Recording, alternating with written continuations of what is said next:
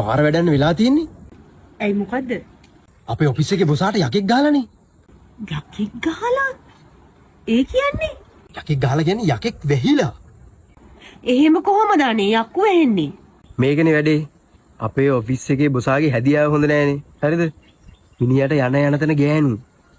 Office එකෙත් ඉන්නවා, office එකේ එළියෙමුත් ඉන්නවා. පාරට බැස්සොත් නැත්නම් ගෑණියෙක් ඉන්නවා. දැන් බොසාගේ ඔය කැරට්ටුව බොස්ගේ වයිෆ්ට මාට්ටු වෙලා. හරිද? මල පැනලා එයා මොකද දන්නවද කරලා තින්නේ? එයා බොසාට ගුරුකමක් කළා. ඈ? ඔෆිස් එකේ තියලා දැන් අද තොවිලයක් කරනවලු. හරිද? ඒ තොවිලට කලින් සම්බන්ධතා පවත්වපු ගෑනු ටික ඔක්කොම ආවේශ වෙලා එතනට එනවලු. එහෙම ගෙන්නන එකක්ලු හදලා තියෙන්නේ. දැන් ඉතින් අපිටත් ওই තොවිලට යන්න වෙනවා. ඔෆිස් එකේ හැමෝම එනවලු. මේ මොකද මේ සඳුනාගන්නේ? හෙලෝ සඳුනා. ඕ මචං. උපුලගේ වයිෆ්? නෑ.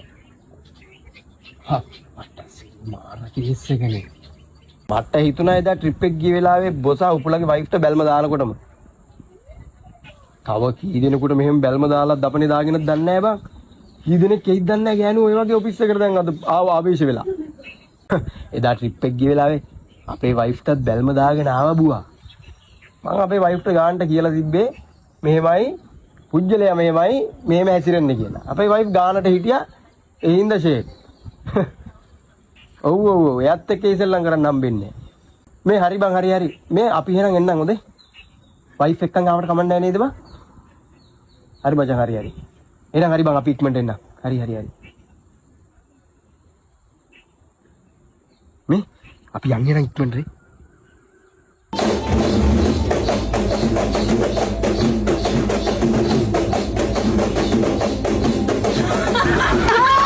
भन मेरो छैन नानी जान मेरो यही हो सानी पर छ मन